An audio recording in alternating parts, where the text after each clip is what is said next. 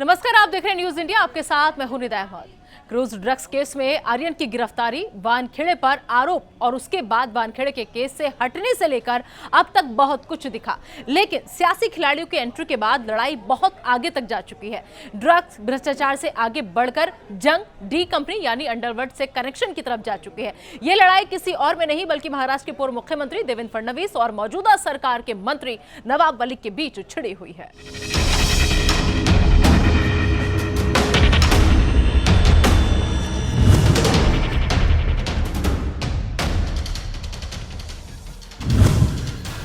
Drugs case में D company की entry,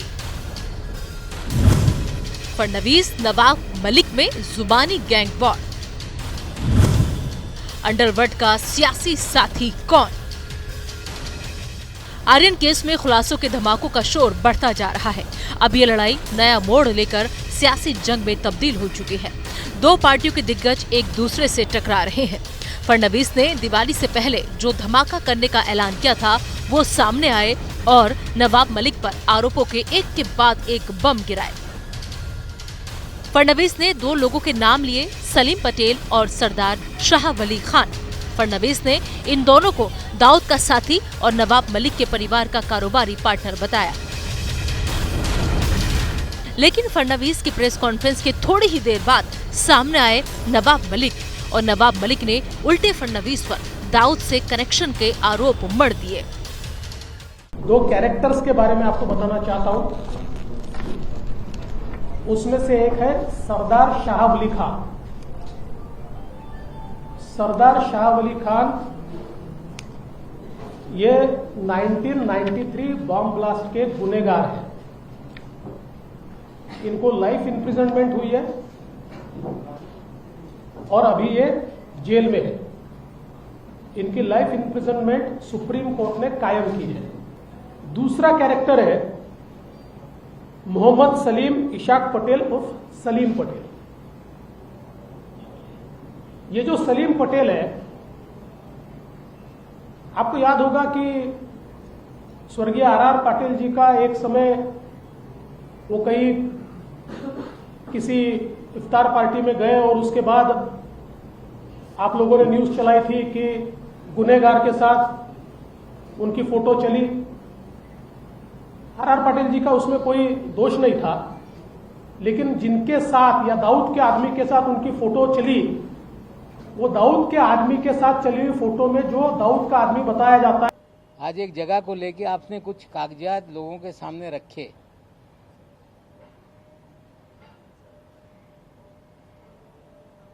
कि 1.5 लाख फुट जमीन ये कौड़ी मोल माफिया के जरिए हमने खरीदी। हमें लगता है आपके जो मुखबिर हैं, आपके जानकारी देने वाले, हमें लगता है वो कच्चे खिलाड़ी हैं। आप कहते तो मैं ही सारा कागजात आपको दे देता और भी कागजात आपको उपलब्ध करा देता। फडणवीस ने सिलसिलेवार तरीके से समझाया कि कैसे नवाब मलिक के परिवार ने औने पौने दामों में कुल्ला जैसे पौष इलाके में 3 एकड़ जमीन खरीद ली। लेकिन नवाब मलिक की माने तो फडणवीस के जमीन को लेकर लगाए गए आरोपों में दम नहीं है। अब कुर्ला में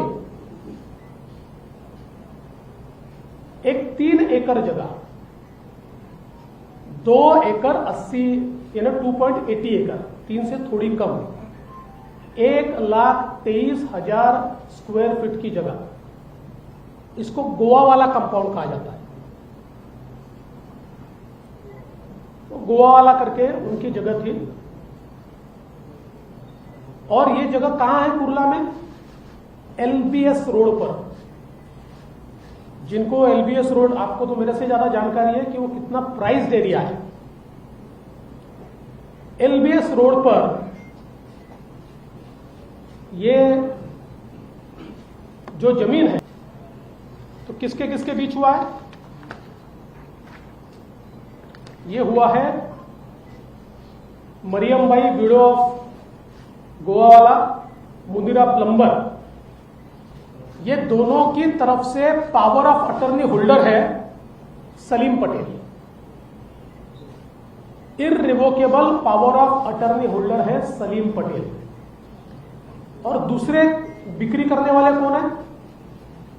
दूसरे बिक्री करने वाले हैं सरदार शाह वली खान, यानी सलीम पटेल और शाह वली खान ने मिलकर इस जमीन की बिक्री की है।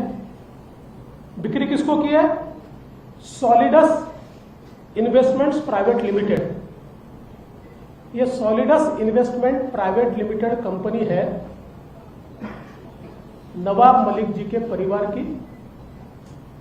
इस पर जो आपको मैंने दिया हुआ है, इस पर लेने वाले की नवाब मलिक ने कभी बम ब्लास्ट के लोगों से कोई संपत्ति खरीदी? हाँ, वॉचमैन ने अपना नाम उस पर चढ़ा लिया था। उस वॉचमैन से नाम निकालने के लिए उन्हें पैसे देने के काम किया, ये सच्चाई है। जहां तक सवाल है देवेंद्र जी, आपने अंडरवर्ल्ड का खेल शुरू किया है, तो आपको आज मैं कह रहा हूं कि सुबह 10 बजे आप कह रहे थे कि बम फोड़ देंगे। ये बम नहीं है, आपने आडंबर खड़ा किया।